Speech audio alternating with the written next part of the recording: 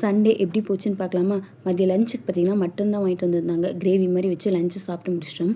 அப்போ தான் எங்கள் வீட்டிலேருந்து சடனாக கால் பண்ணி, "வாங்க பொங்கல் ஷாப்பிங் பண்ணிடலாம், ட்ரெஸ் எடுத்து தரேன்னு" சொல்லி கூப்பிட்டுருந்தாங்க. கையோட கிளம்பிட்டோம். சரவணா ஸ்டோர் தான் போயிருந்தோம். பயங்கர ரஷ்ஷு. இதில் எப்படிடா எடுக்கிறது அப்படிங்கிற மாதிரி இருந்துச்சு. அப்புறம் சரி ஒரே மைண்ட் செட்டாக இங்கேயே எடுத்துடலாம், கடையெல்லாம் மாறிட்டு இருந்தால் ரொம்ப லேட் ஆயிரும் அப்படின்னு சொல்லிட்டு இங்கேயே சூஸ் பண்ணிட்டோம். கலெக்ஷன்ஸ் பார்த்திங்கன்னா நிறைய போட்டிருந்தாங்க. ஃபஸ்ட்டு குழந்தைங்களுக்குலாம் எடுத்துகிட்டு, அப்புறம் பெரியவங்களுக்கு சாரீஸ் எல்லாம் எடுத்துகிட்டு, அதுக்கப்புறம் லாஸ்ட்டாக தான் சுடி செக்ஷன் வந்திருந்தோம். இந்த ஃப்ளோரே கிட்டத்தட்ட 1 ஹவர் மேலே சுற்றிருப்போம். எதை எடுக்கிறது எதை விடுறதுனே தெரில, அவ்வளோ கலெக்ஷன்ஸ் இருந்துச்சு. ஆனால் ரேட்டு பார்த்திங்கன்னா கொஞ்சம் ஹையாக தான் இருந்துச்சு. எப்போவும் 1000 அந்த ரேஞ்சில் இருக்க சுடிதார்லாம் பார்த்திங்கன்னா 1500 1800லாம் இருந்துச்சு.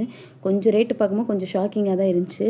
அதுக்கப்புறம் ஃபைனலாக ஒரு சுடியை வந்துட்டு சூஸ் பண்ணி எடுத்துட்டோம்.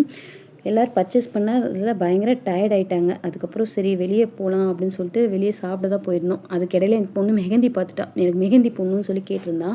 அவளுக்குமே மெஹந்தியெல்லாம் போட்டு விட்டுட்டு அப்புறம் எல்லாருக்கும் ஆளுக்கு ஒரு ஸ்நாக்ஸ் வாங்கி உட்காந்து சாப்பிட்டுட்டு இருந்தோம்.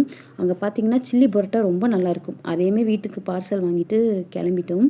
இன்றைக்கி எங்கள் டே இப்படி தான் போச்சு. நீ நாளைக்கு ஒரு vlogல பார்க்கலாம். பாய்.